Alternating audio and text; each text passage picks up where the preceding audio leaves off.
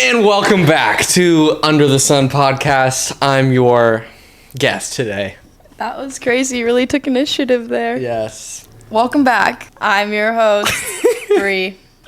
And I'm your guest Bree's today. boyfriend. I'm the boyfriend. It's been a long time coming, hasn't it? Yeah. Should you do your intro? Oh, I liked that. Welcome to the podcast, Lyndon. Thank you so much. You are the most awaited guest ever. Is that Really? the right wording? I don't know. You're the most sought after guest. I know you guys want all the tea on our relationship, but to begin, I want you guys to know Lyndon a little bit more. And I posted on my Instagram story to ask questions to him/us. So we're going to do a little interview. Oh, wow. So that people get to know you a little bit. Okay. Give your full government name. Lyndon Matthew Lloyd. Where does the name Lyndon come from? Ooh, good question. I'm not like named after anybody. I know there was a president that had my same name, but I think it was like day 2 or 3 after my birth and my parents hadn't picked a name yet. Day 2 or 3, unknown. Nameless nurses- but not faceless. Yes, the nurses were like, please pick a name, for crying out loud. So my parents were wrestling between a few names, and then they settled on Lyndon, which I have different spelling than the tree, but there is a linden tree, and linden means like shade tree or provider of shade or rest, place of peace, stuff like that. So prophetic. Thank you. Do you feel like my name matches me? Yeah, I love Lyndon's name because it's unique. I have a girlfriend named Lyndon as well, and I just love how unique it is. I love that not a lot of people have the name. Every Lyndon I know is so cool. I like that your name isn't Bart or something just so... That's so random. I just think it's fun that it's not so basic. Bart is basic? Carl, John, like your name could have been so normal. And nothing is wrong. Nothing's wrong. I like how unique his name is. I like my name too. I used to hate it as a kid, but now I've grown to really appreciate and love it. Where are you from? I want to come up with like some crazy elaborate joke or story, but I realize I should probably be serious on this podcast. I'm from Charlotte, North Carolina. What does Lyndon do for work? I liked this question because We don't changed. know. It changed recently. It changed recently. So I have been a full-time missionary for the last several years. I lived in Mexico for 2 of those. This last year, I lived in the U.S. but did missionary work in Eastern European countries. But this summer, I stopped being like a vocational missionary in terms of my work, and currently am doing kind of 2 things. One is, she's mouthing something. Real estate sales. Yes, I do sales. I'm in sales for real estate mentorship and coaching, as well as make YouTube videos. Oh, really? Because the next question is, when is he posting on YouTube again? Dude, hopefully soon. I have a video that's recorded that I haven't touched the edit of in ages, and I'm brainstorming a lot of new ideas. But I think the challenge has been honestly just a bunch of excuses. I need to make more videos. He does work East Coast hours, so he's up at like 5:30 in the morning, so that is a valid reason to not be making videos. Okay, I'm trying to help you out. You're like, no excuses. Yeah, no excuses. No, I wanna make more videos. I really enjoy it. It's been fun having that as a creative outlet, and I'm excited to expand what that looks like. The longest Lyndon ever ran. Ho. Speaking of YouTube videos, feel free to check out me running the longest I've ever ran. No, I'm not going to plug my own YouTube. That's so silly, but feel free to check it out and subscribe. The longest I've ever run without stopping is 26.2 miles. I ran no training with brand new shoes, which everyone So knows dumb. is the dumbest thing you can do. Yeah, I signed up for a marathon 2 days before and ran it with no training. It was really cool. I learned a lot about myself. Lesson 1, don't do it that ever again. And lesson 2, that my body and my mentality is capable of doing way more than I thought. Love that. It was cool. Side note, I got an iced latte today for the first time in years. It's a latte? I added a shot to it, so it's 3 shots of espresso, Whoa. and that's why it tastes good. I was going to say the color looks similar to the color ratio that you usually get with your ice caps. Thanks for noticing. You're so welcome. Now on to us. Well, what else should we tell them about you? Let's do this. This is a question that Bree's dad asked me the first time I ever met him. He was like, the first time they ever met, my dad picked Lyndon up from the airport at 6 a.m. and I was not there and we weren't dating yet, which is so funny. This is true. So funny. I hadn't slept. I was on a red eye. I literally got in. Bree's dad picks me up. I'm like, hey. It was an amazing time. Me and Jer are close friends. The question that he asked me to get to know me was like, describe yourself in 3 words. Describe me in 3 words, and I'll describe you in 3 words. Okay. Attractive. Okay. All right. Should I just riff off what I hear in my head first? Sure. Attentive.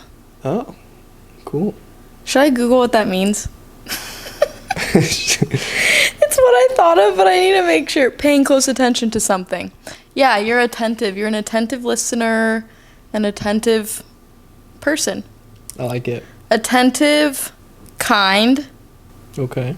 And gentle. Oh, interesting. In what way? You just don't yell. You don't get frustrated easily. You're slow to anger. You're very gentle. It's like meek. Okay. Someone once told me that meekness is power under control. Ooh. I feel like you have that. I like that. Dang. Thanks. I'm encouraged. 3 words to describe Bree. Oh gosh, I need to think about this. Riff. Attractive. I would say creative. Thanks. Passionate.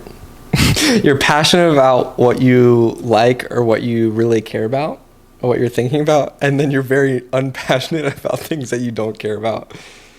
So you have good priorities. I'm black and white. Yeah. I don't know if like motherly is the best word. Like very tender-hearted, very caring. You're very sweet. Like you're easy to be around and people feel very safe around you. I don't know what word that is to describe that. Thanks. Sweet like honey. Yeah. It's a song. Okay. Do you feel like that was accurate? Yeah, I'm very passionate. I hate injustices, and I get true. very passionate about my hatred towards injustice. And it kind of eats me alive. I can't fix everything all at once, which no one can do. Yes, I'm creative. And yeah, tender, sweet. I feel like every time people describe me in 3 words, sweet is always one of them. So I like that. Yeah. The story on how we met, our meet cute. Our meet cute? Yeah. What's that? It's like the part of the book when the love interests meet for the first time. Like, oh my gosh, she just had the worst date of her life. And she goes to the grocery store and she bumps into a man at the grocery store and he spills his bottle of wine all over her. But then they end up marrying and falling in love. That's their meet cute. Classic. The grocery store. Well, you just shared our story with everyone, so. I'm just kidding. Shared what story? Our story. What do you mean? It was a joke. That you just shared our story. So what's our story? How do we meet? How do we end up sitting together in my apartment on my couch? That's the question. Okay. We went to the same college, Biola University, and we were never in the same friend group. Yeah, it's almost like we kept missing each other. So we were young. We were... We were young. We're literally in our 20s. We're so young. No, we were 18. Now we're in our 20s. Like, we're still young. Yeah, back in the day. It was crazy. Yeah, we're grandparents now. We were 18. We had different friend groups. We were kind of, acquaintances. I have a few memories. It's really hard because people ask, like, what's your first impression of each other? What's your meet cute? It's really hard when you didn't there wasn't initial interest. There was years in between a lot of things happening. There wasn't a moment where you were walking to class, you tripped and dropped all your books. We didn't have our meet cute. I picked up all your books and was like, hey, what class are you going? Like, we didn't have that moment. But we knew of each other. We lived in the same dorm building. Yeah. And I met her dog. Yeah, so my childhood dog became an ESA, emotional support animal. So he lived in my dorm with me.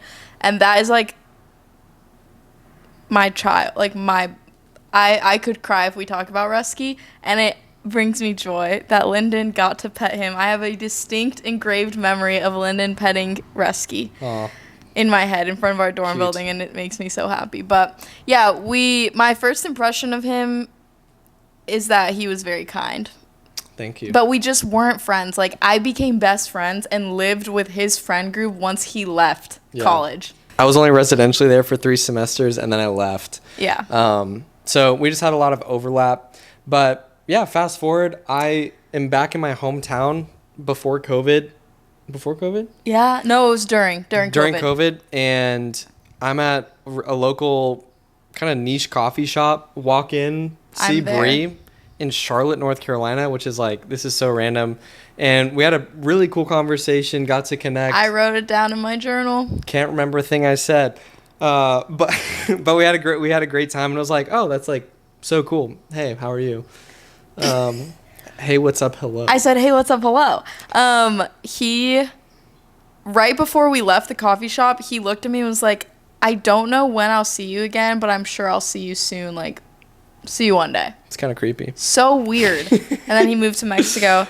And basically, he had deleted all social media for 4 years. So there was no way to really keep in contact because we didn't have a basis of friendship from college. So there would have been no reason. Yeah, we shouldn't be texting each other. Yeah, there was no reason. So he didn't have social media for almost 4 years, and then he did again, and he was on my For You page. So I commented on his TikTok, and I was like, what the heck? Go Lyndon. It was a really cool video. It was a video about the missions work that he was doing. I said, so proud of you. This is so awesome. And then he slid into my DMs on Instagram from that comment. And a very platonic slide in, if you will. Sure. Yeah, I wasn't like flirting or anything, but she commented and I was like, whoa, like, oh my gosh, no way. Like, we haven't talked in a minute. Like, hey, what's up? Hello. And then that month he was coming to Newport, which is, I lived in Orange County at the time. And we got coffee at Vacancy, which is the local shop that I always go to. My mom literally randomly pulled up and took a picture of us. We gotta find that. We have to find it It's and so insert funny. it here. It's the thumbnail. That would be crazy. So he still lived in Mexico. 6 months after that initial coffee moment in August 2022, he comes back in January. We catch up again for a few days. The first day that we got coffee, he asked if I could meet up at 6:45 in the morning, to which I said, let's do 7. We end up hanging out through the whole week that you're here. Through the whole week that I'm here. It's amazing. It's awesome. But obviously I still live in another country, so I have to go back to Mexico. Boo-hoo. We don't actually get to continue. But we do end up texting. Yeah, stay in contact, text, FaceTime here and there. And then that summer, which is last summer, 2023, we really started to talk a lot. Yes. And then you were home randomly. Yes. And you were supposed to be going to New York, but had a crazy random layover in Charlotte. I wasn't supposed to be in Charlotte. You weren't supposed to be in Charlotte. You missed your flight. No, I didn't. Okay. I made my flight, but I knew he was in Charlotte because we were talking all the time. I prayed that I would somehow, my layover that was 30 minutes would somehow become 5 hours. So I'm on my plane leaving to go to Charlotte for 30 minutes, and we just stop on the tarmac, and the pilot was like, this is going to take 10 minutes. No one's going to miss their layover connecting flights. Don't worry. It takes an hour and a half. Everyone misses their connecting flights, and I got to choose the next flight out to New York, so I chose it for like 9 p.m., so I had 5 hours with him in Charlotte. Yeah. And then we were like, crush. Yeah, I was crush. So I go to Europe with my family, and then I end up staffing a missionary school that I was staffing in London. So we hang out in London. We hang out in London for a few days. Feelings are definitely there. But but they're not communicated. Not quite yet. So it's August 1st, and I'm like, let me cook. Am I going to be Augusted in August? I wasn't. Yeah. So I ended up going back to Mexico, and I had an invitation from one of the leaders at the ministry that you were working with to come and be a part of the staff team. To move to Huntington Beach. And yeah, took a lot of thought and prayer into it, and then decided to move. And I remember giving her a phone call, because we were definitely talking a lot at this time. So I remember giving her a phone call to let her know that I was moving. And it's so funny. I'm like, hey, just want to let you know I'm moving out, but not for you. Not for you. It's so funny. FaceTimes me the day of the Taylor Swift concert to tell me that. So I was like, you must have enjoyed that concert. I did. All too well hit. Yeah. So it was, my heart was to clarify my intentions, because it wasn't. He didn't want it to seem like he was moving back to this country for me. Yes. But like a tidge amount of you was. But hey, I had a crush. Is it a crime that I had a crush? No. So that's like. Yeah. And that lasted probably like 2 weeks. Yeah. Well, then we literally, he moved. I picked him up from the airport. We hung out every single day. Probably every single day. But we really, genuinely, there was a lot of pressure on us from people around us to just start dating, and we didn't want to. Like, we wanted to just get to know each other as friends. People were like, you've known each other since 2018, but we didn't know each other. We never had an extended time period of just friendship. Yeah, it was the only time that we were able to like create a foundation of like just friendship with nothing else. And obviously we liked each other, but I'm so glad we waited a few months to date. Like we waited a couple months. Yeah. And we were just hanging out all the time. We became little besties. It was so fun. Super fun. After Friends to lovers. Friends to lovers. Best trope. Went on a few fun dates. Asked her to be my girlfriend. And we just passed 1 year of dating. Let's go. Let's go. So that's how we met, I guess. Shout out Biola. Shout out Biola. For real, for real. Who said I love you first? I said I love you first. But this is so funny. We both wanted to say it. Where we were dating when we said it. Yeah. So we were like kind of, it just feels like serious. Okay. I've never thought saying I love you was like this really weighty thing. Yes. I would say I love you to everybody. Yes, he used to say, you would say it to me when we first started talking. You'd be like, love you. Like, you would just say it like so nonchalant. And I was like, oh my gosh, if we date one day, he's already told me that he loves me. But I learned that there's like, hey, love you. And then there's I love you. Yeah. So we were getting close to the point of actually saying I love you. So we would like be saying goodbye to each other, and Brie would be like, I love your hair. Your smile. But that didn't last very long. We're like, we need to say it. Yeah. And I think you wanted me to say it first. And so the little romantic that I am, we went to the pier. Yeah, we're on a date, Santa Monica Pier. Ferris wheel, top of the Ferris wheel. Spilled the tea. It was so sweet and cute. It was really fun. Yeah. I thought it was fun.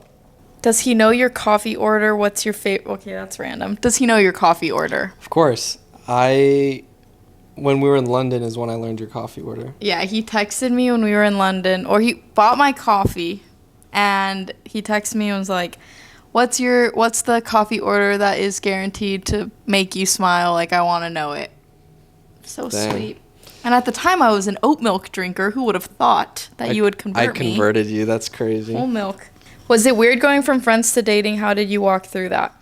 To be honest, I don't know how people don't go from friends to dating. Like, I find it, maybe because I just never did that, I just can't imagine dating someone that I'm not friends with first. Mm-hmm. It's just weird to me to think of, like, oh, I've never casually dated. Like, I never went on just one-off dates with people, so maybe that's why it's hard for me to think that way.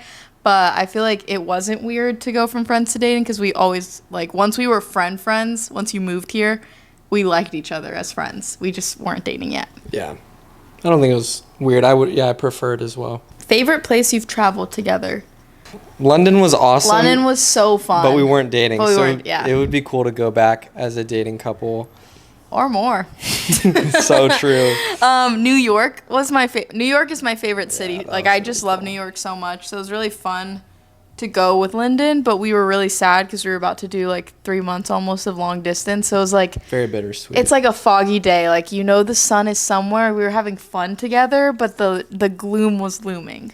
Yeah. Yeah. Do you feel like you have to live up to all the fictional men that I read about? That's such a crazy question. Well, no. I'm confident in who I am, and I think you like me for me, and I feel like it'd be kind of weird if you, like, pinned me up against fictional men. But also, I don't really know. Like, I don't read the books that you read, so Yet. I'd be curious to hear from you, like, how would you describe, like, the fictional men you read about? Or, like, I guess, do you feel like I have to live up to, like, do you compare me in your head to, I guess, fictional men? I don't compare you, but I do think sometimes when I'm reading, like, oh my gosh, like, this reminds me of Lyndon in a positive way. So probably if you were, like, a rancid boyfriend, I would compare you, because you're reading, like, about these amazing men that do these grand gestures and love the girl so much, like, better than the movies. I always talk about that book. Wes Bennett is literally obsessed with Liz, and you remind me of Wes. Like, he's so sweet, and he's Team Wes. like confident and this kind of jock guy, but he like has such a soft heart towards her, and everyone likes him. Like, he's loved by everyone. He's just an overall amazing, great guy. And so I don't compare you, but I think in my head, like, oh, Lyndon's like this. Like, Lyndon's so fun like that. Or if a guy's described a certain way, like sometimes the guys are described like blonde, green eyes. I'm like, oh, I get to picture Lyndon. Oh, that's fun. So I don't compare, because there's not negative things to compare where it's like, oh, you should be doing more. But probably if you sucked, I would. Yeah. And praise God I don't suck, right? Yeah, yeah. Were you actively looking for a relationship with somebody, and does he fit your standards? I very much enjoyed being single while I was single, and I think that ages like 21 maybe and a little bit into 22, I wanted to have a relationship, and I was like, dang, I've been single for so long, it'd be so fun to be dating someone.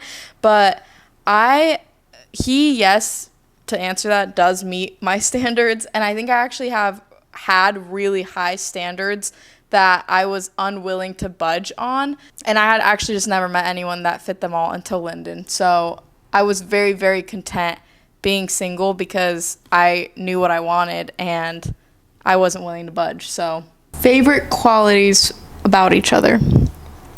I love that there are times I just really don't enjoy being social, and Lyndon is always down pretty much. And so I love that in any social setting, I can rely on you to, like, carry conversation, that you can talk to anyone, and I could just kind of be, like, there. Yeah. Love how social you are, how extrovert you are. Love that you can talk to anyone. You're very charismatic and charming, and, like, people naturally are inclined to like you because you're just very easygoing and sweet, fun to be around. I like that. Thank you. Mm-hmm. Favorite qualities about Bree. I think I'd echo back to what I said, like the words to describe you. I really like how sweet you are, like how easy it is to be around you. And I feel like you're very aware of how people are feeling and have a high justice meter. Like you like things to be right. I really, really, really do like how creative you are. Like, that's one of the things that drew me to you initially, was that you like to express yourself creatively, and I just think you're fun and cute. Thanks. I like how cute you are. Thanks. Yeah, you're welcome. What is your guys' love language? Physical time and quality touch. What? Physical time and quality touch. Physical time.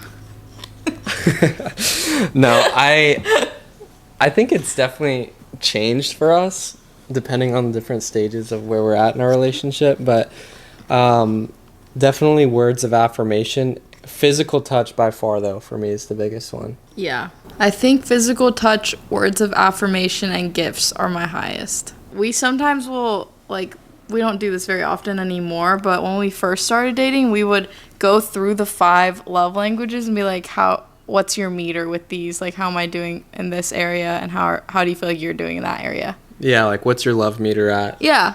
Which is really helpful because we would, like, up things if we were lower. Yeah, we should do that again. Yeah, we probably should. That was really good. Yeah.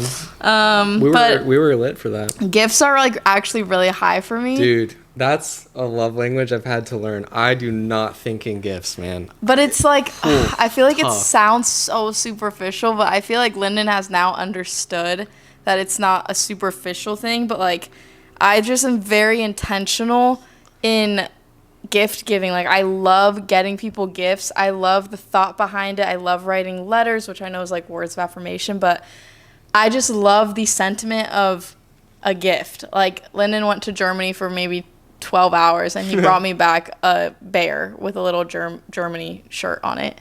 Like, things like that. I'm just like, oh my gosh, you were in another, you don't remember that? No, I remember that, but Like, oh, it's so sweet. Like, you were in another country and you got that for me. That's so kind. Dang. One of the keys with the love languages, yes, it matters what yours are to go like, this is how to love me.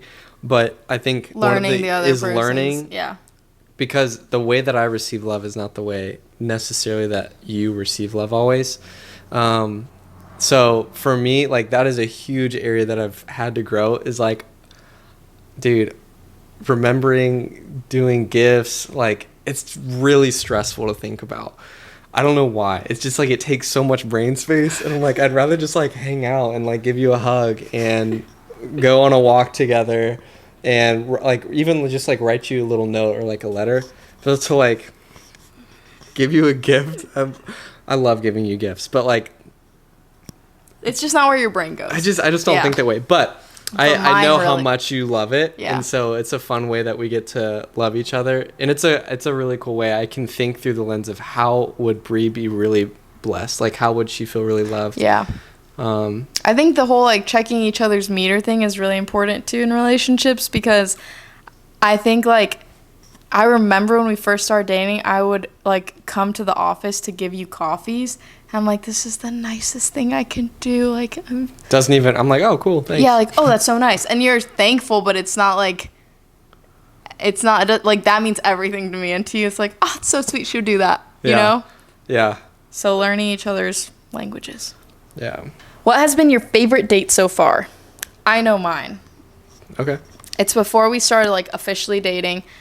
Lyndon picked me up. We went to Vacancy because I'm just obsessed with this coffee shop. We got coffee.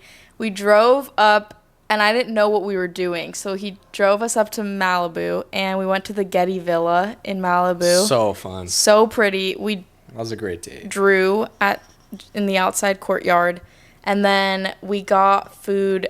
I one time said my favorite pizza is from Great White in Venice, so he ordered that, and we got Erewhon sides, and we watched the sunset in Malibu, and then he downloaded How to Lose a Guy in 10 Days, which is my favorite rom-com, and it was so fun. That was my favorite date. That was a good date. Dude, that's really hard to pick a favorite one. Getty Villa was a really cool date. I think getting sushi in New York was super fun. That was really fun. The Met. Honestly, it wasn't a real date, but the National History Museum in London. Your first time seeing a T-Rex. It was my first time seeing a dinosaur. I had so much fun that day with you. Dude, I mean, we sat at the park and have drawn. It's really hard to pick one. I don't know. I love our sushi dates. I think sushi dates they are so overpowered. Like, they're so They're good. the best. We love our sushi dates. Yeah. What is our dream place to live? I think my dream place to live is here. I literally love California so much. LA or Orange County. Yeah. I'm not a big LA fan. I really like Orange County. I think it would be cool. Financially, it's unbelievably expensive to live here. So that's definitely tough if you want to have like a decent place. It's just like an arm and a leg. But I think Orange County is awesome. I like being near the beach, but I think it would be fun living in a random country for a little bit. Yeah, no, I think that'd be so fun for us. Bop around Europe. Yeah, bop around or like Airbnb a spot for like a month at a time. Yeah, that'd be really cool. Fun. But best long distance dating tips. We oh my gosh, I don't even want to think about it. Did 2.5 months of long distance at the beginning of this year. It was really, really hard. We had a 9 to 10 hour time difference. He was really busy. I was living in Austin with Haley, which was really great, but so much change going from like dating someone but not getting to see them at all anymore, who I saw every single day. No longer, like, living in Texas, that was the longest I'd been away from home. Like, I'm always in California, so that was really hard. Just transitioning from here to there. So I was having a really hard time. Long distance was really hard. But tips. So thankful we did it. If like, I hate when people say like, if you have the opportunity to do it, you should do it. But honestly, I think it sets you up so much because that's so true. You have to learn how to communicate so dialed, so much grace for each other. Tips. This is an overall tip I have, like not just long distance, but just if you're in a tiff in your relationship or just kind of going through a harder time, is I do think perspective matters in life, like in anything in life, but in your relationship, you have to remember that the person you're dating and you grew up most likely very, very differently.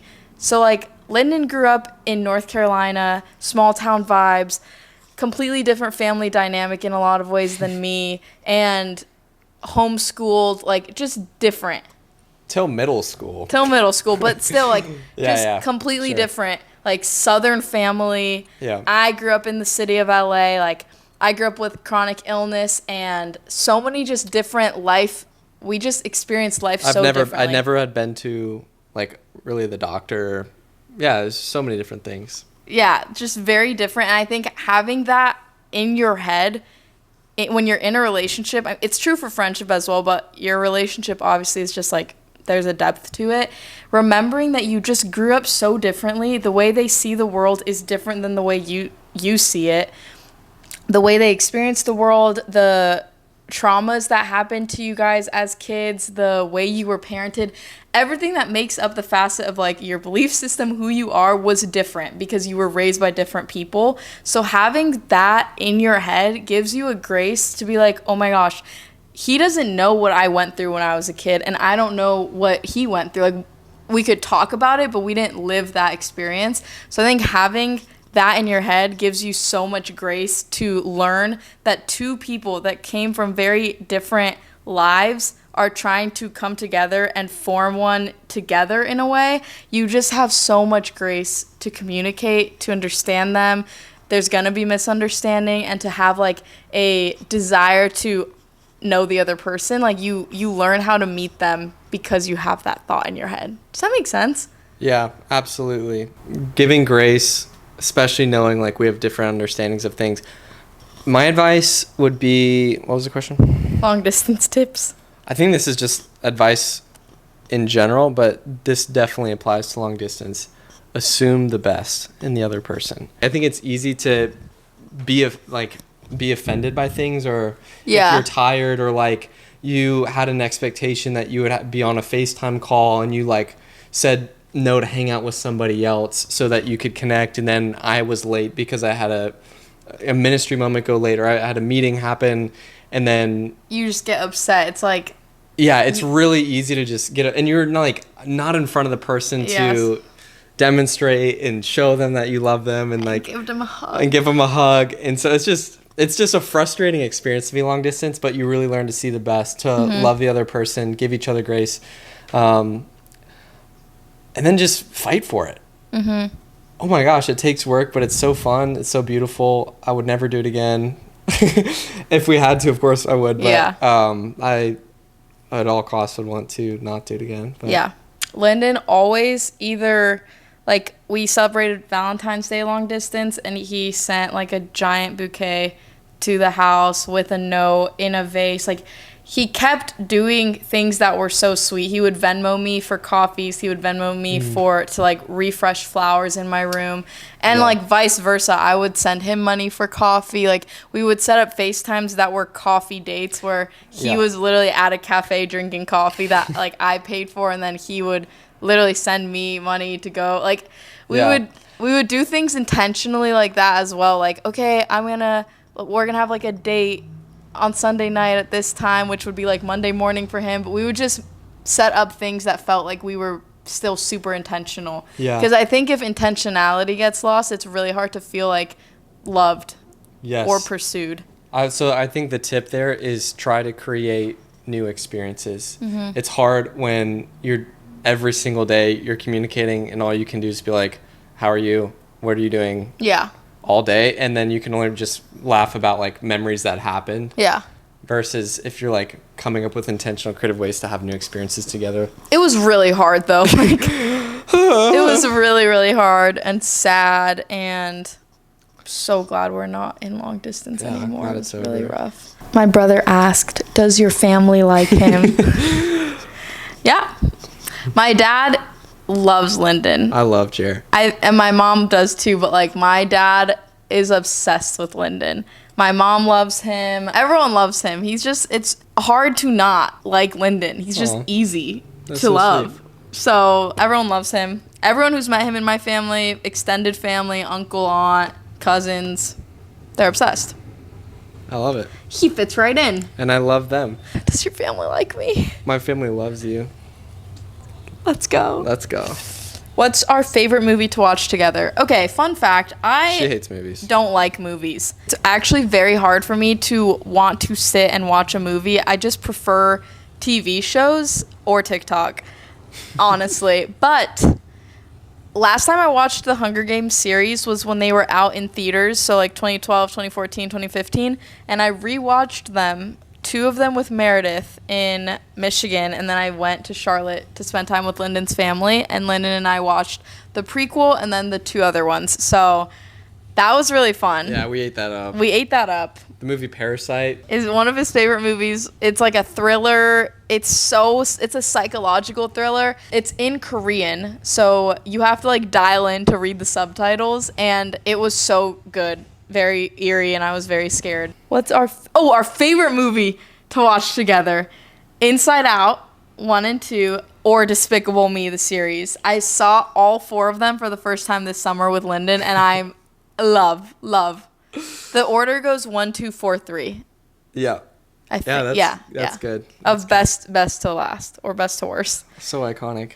How has adopting Bluey changed or affected your relationship together? Phenomenal question. Whoever asked that, gold star. Context. Month and a half, no, longer now. 2 months ago, I met a dog in Austin, Texas, and he stole my heart, and I knew that he was my son, and I had to adopt him. So Lyndon drove my car 20 plus hours to Austin to pick this dog up for me. And drove him back. If that says anything about who he is, it says everything, actually. So servant-hearted, so kind. Thanks.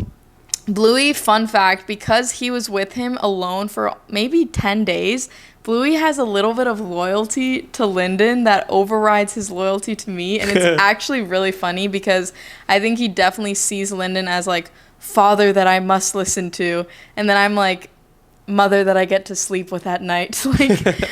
It's really funny, but I don't think it's like really affected our relationship. In some ways, I feel like we've just matured a little bit, maybe. Honestly, yeah. Or like if we're raising a son together. I think there's just a sense of responsibility. Like you've got to wake up earlier to take him out, or like we're just both contributing to help out. Like if I'm over at your house in between work calls, I can go take him out. Yeah. Or I think it's a fun thing that we get to do together, and we both kind of help out. Yeah. Obviously right now it's more your dog. He lives with you. Yeah. He's But- my dog for now, but like he's our dog, you know? Yeah, it's been really cool.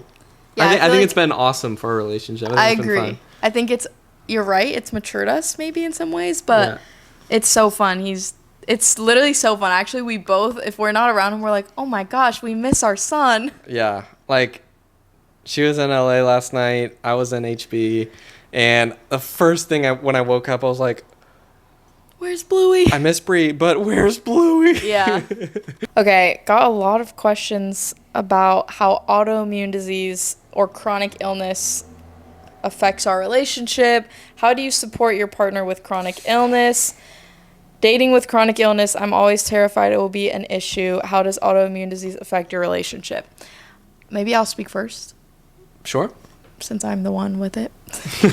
When we weren't dating yet, I definitely had a big fear that someone wouldn't want to have to commit to me because of autoimmune, because I don't know, just logically I would think in my head, if you had the choice to date someone that was healthy, why would you choose to date someone that isn't? Like, it just doesn't. You're way limited in life due to illness. And I think just knowing who Lyndon is and how he is, like, he's so active, loves to go on runs, loves to be at the beach, loves to be in the sun. I am limited in my physical capacity and ability. I can't be in the sun because it makes me more sick. Like, things that in my head I was just like, why would he choose to date me if he could just date someone that's healthy?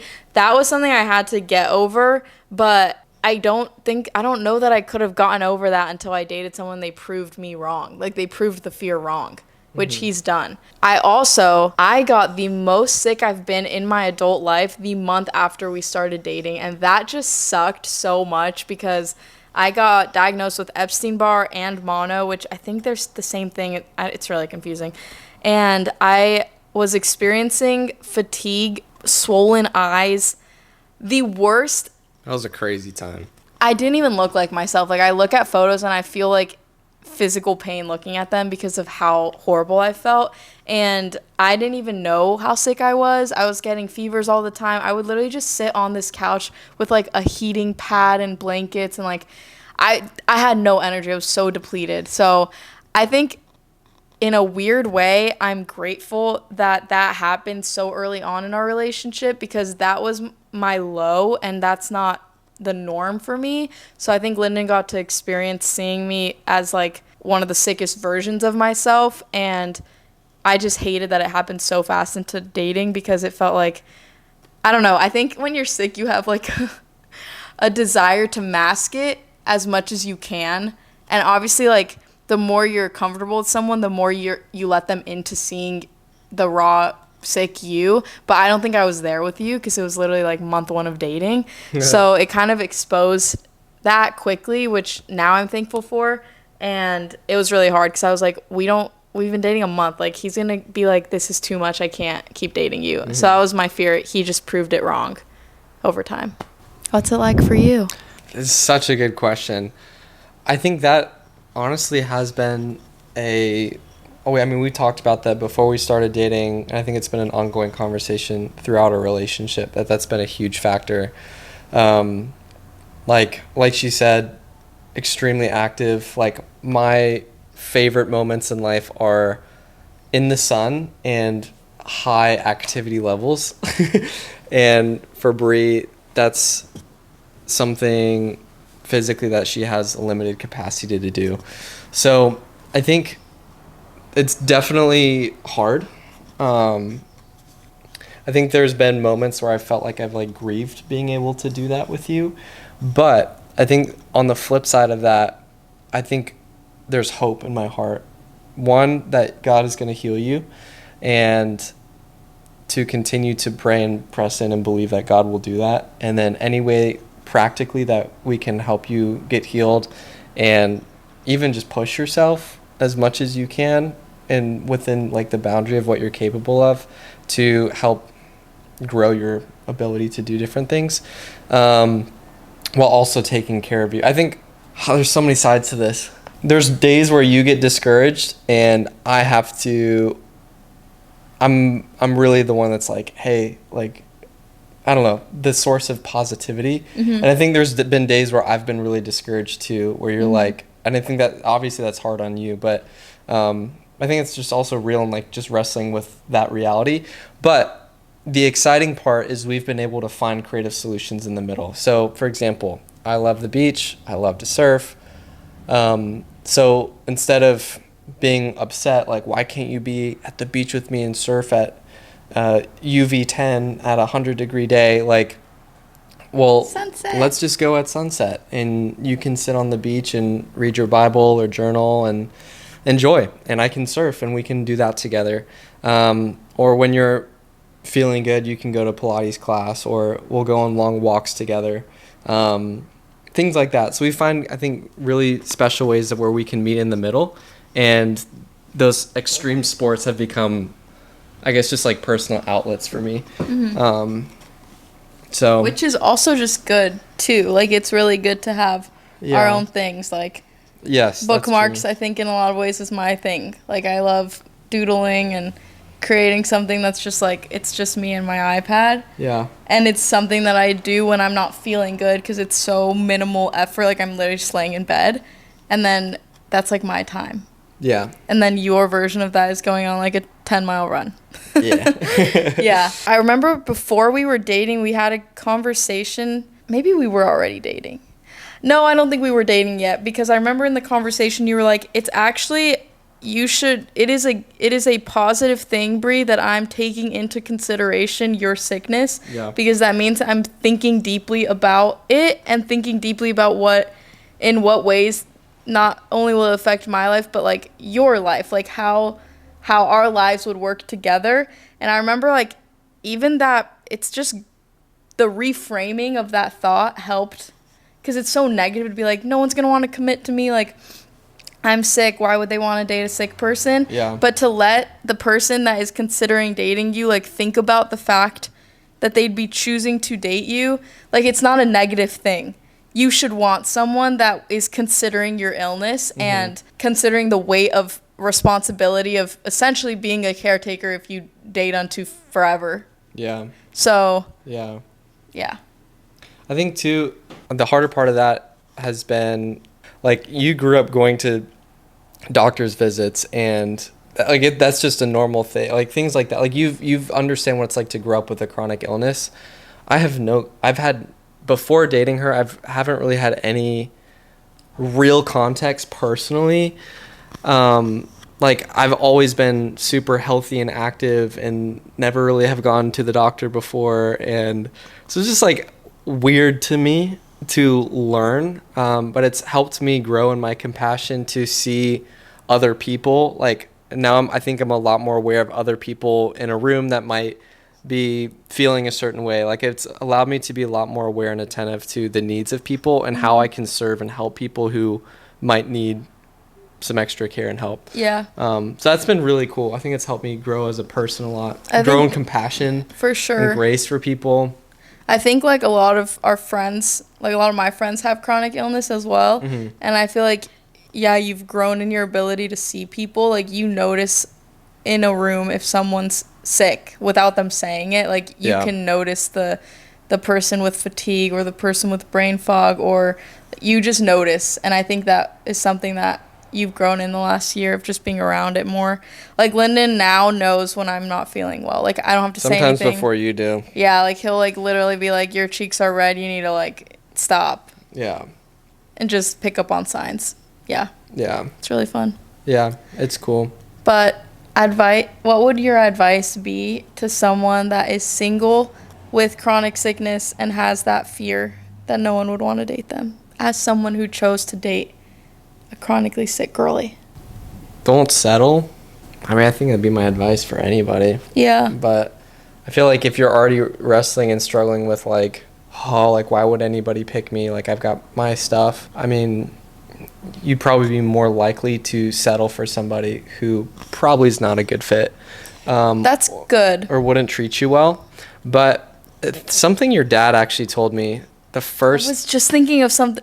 Oh my gosh. Oh my gosh. It's the same thing. I just know it is. Yeah, so the first day that I met her dad, back the same conversation when he was getting to know me and asked me the 3 words to describe myself. I asked him what it was like to be the father of someone who had chronic illness and like how that experience has been, and just wanted to kind of hear his perspective on that, just to get more context on you and how to love you well. And he told me, Lyndon, everyone is sick. No one has it all together. Some people, it's a physical ailment or it's an autoimmune disease. Some people, it's more mental. Some people, it can look different for every person, but we're all on the spectrum, so to speak, for having some level of illness or disbalance. Impaired. What is going on with our English? There's some lack of balance somewhere, some lack of equilibrium. And because of that, to say like, well, someone is sick and I'm not, I think is just arrogant. Like there's areas of sickness in my life and things that you've learned to love me that aren't great, that you are great in, and vice versa. So was that what you were going to say? Were you going to say something different? Yeah. I was going to say that. I just remember my dad saying something similarly, like everyone has something. Yes. Everyone has something, and everyone has that thing that makes them afraid to be in relationship. Like, will they fully accept me? What if once they find this out about me, or once they see this in me, like this character flaw, whatever it is, like they're not going to want to be with me. So I think that when you're physically sick, it feels like it's way more in front of your face because it's a lot harder to mask than like... Yeah, it's true. But so the positive of that is some people, they spend their whole life living in denial, not aware of what their illness is, and they try to mask it to other people. The benefit of having some type of autoimmune or physical ailment is you're very aware of what that is. Like, for example, if you go to like an AA meeting or like you're trying to get clean from drugs, for example, like that's your problem. The first step to getting clean is admitting you have a problem. So I think it's just step one out of the way. If you're sick, you gotta so you have no choice. It's just awareness of like, hey, here's my weakness. And that is so, I think part of like one of the deepest human desires is to be loved. And to be loved means that you are also fully known. Because if I were to say I love you but I don't know you, that's not I can't fully love you because I don't actually know you. But if I know you, there's the risk that I'm not going to like what I see and I can't actually love you. And that's dangerous. But the real power is when I know the full you and I still go, yeah, with all your flaws, with all your mess ups, with all your sickness, with your illness, I choose you. I still love you. And I think not to make this super Christian, but like the best example that we have of that is Jesus, who like is just so beautiful, like knows all my crap and loves me still. I think fully. And when you choose to actually receive that and let God in, there's a security that comes with that. And then I'm freely able to give away that same love because I've received it. You know it. Yeah, it's like, okay, I know that despite my stuff, God loves me. And I'm actually then, it's not, oh, now I can love other people, but it's also I can let other people love me. So I can go to you and open my heart and be like, here's my junk. And it's so scary. It's like, it's such a risk to be like, here's my stuff. Do you still love me? Do you love me? Yeah. And I think especially if you've been hurt by that in the past, I think it's really hard to open up again. But yeah, don't let that stop you. Yeah. I think to circle back, like the don't settle, I think it's just huge. I think I definitely had times that I thought I would have to in my head. That's where so tough. You just kind of decide like, well, I don't want to be alone. Like, it's okay if they don't fit everything that I thought I wanted. And I think there's a healthy element of that too. Like, are your standards like crazy? Yes. I was just going to say that. My standards are straight from the Bible. They're like the way David is described in scripture was my standard, but I had not yet known those verses about how he's described. Like, it's so funny, but someone that's like musical, someone that's a leader, someone that's meek, gentle, like all the things. It's in like 1 Samuel, I think, the description of David. And I had written all of these things down that I wanted in a person, and I had given it to the Lord, like, is this okay for me to want? And he's like, yes, that's my heart. no, literally, Yes. literally, I felt that the answer was yes. And then a few months later is when I read that in 1 Samuel, and I was like, God literally gave me my list, and he confirmed it. Like, everyone wants the man after God's own heart. That's how David is described, and that's what you should want in someone. So Yeah. if your standards aren't about like their physical appearance, although I did get my standards met on that as well, then keep your standards and don't settle. Like, don't settle for someone that is not treating you as the valuable crown jewel gem that you are. Yeah. Thoughts on waiting for marriage? We waiting. TikTok. Time is ticking. Yeah, we waiting. That's our thoughts. That's our thoughts. We got a lot of questions. I feel like we've already talked about faith, but we can wrap up talking about it more. Is like how to keep God in the center of your relationship and how faith is integrated into your relationship.